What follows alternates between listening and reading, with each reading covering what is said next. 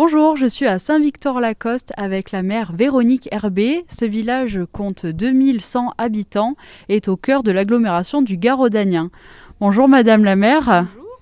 Alors c'est votre premier mandat en tant que maire du village. Comment avez-vous vécu ces débuts qui ont été marqués par une crise sanitaire inédite ?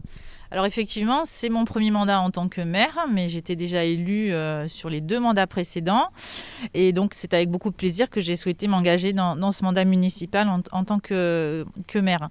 Alors effectivement, cette crise sanitaire, elle nous a frappé de plein fouet dès le départ, puisque nous avons pu prendre nos fonctions que fin mai, au lieu de mi-mars, comme ça se fait actuellement, enfin normalement.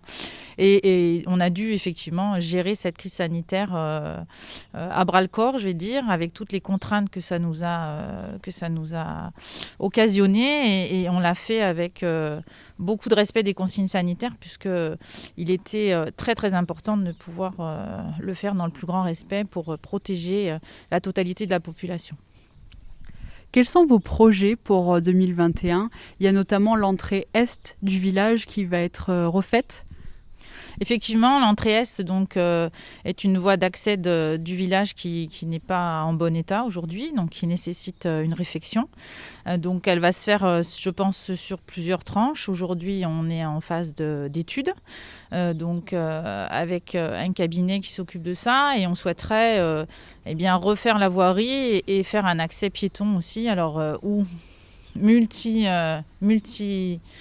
multi-accès, en fait, vélo, piéton, je ne sais pas encore, mais en tout cas, essayer de privilégier aussi l'accès piétonnier en bord de voirie, puisqu'aujourd'hui, ce n'est pas le cas. Voilà. Côté écologie aussi, vous allez lancer un diagnostic du chauffage dans les bâtiments communaux, voir quelles sont les meilleures solutions. Comment ça va se dérouler ? Alors effectivement, l'État a mis en place un plan de relance qui concerne tout le volet énergétique. C'est vraiment la problématique actuelle. On a dans toutes les communes du Gard et de France des bâtiments un petit peu vieillissants en tout cas, et qui ne sont pas aux normes écologiques, en tout cas qui ne respectent pas forcément les normes aujourd'hui. S'il était nécessaire d'avoir un plan de relance de ce côté-là, donc c'est vraiment bien que ce soit proposé. Aujourd'hui, on a fait un diagnostic surtout sur les logements communaux, puisque c'est des logements qui sont en général dans des bâtiments un peu anciens.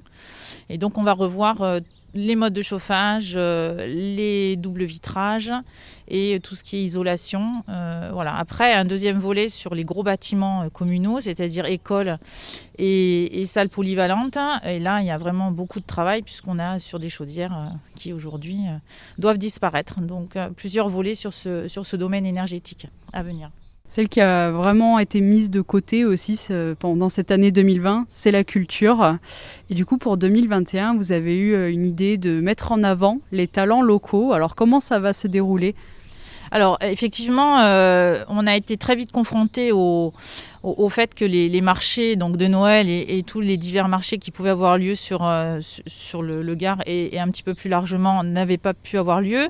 On a sur le village des artistes, et on a souhaité les mettre en avant pour un petit peu les aider dans cette problématique de vente et de proposition aux visiteurs. Donc on a installé 2 vitrines dans le cœur de la mairie, dans le hall de la mairie, ce qui leur a permis de se faire connaître et de pouvoir travailler. Donc pour les 2 qu'on a exposés, donc on avait quelqu'un qui faisait des santons et des personnes qui faisaient des créations sur bois.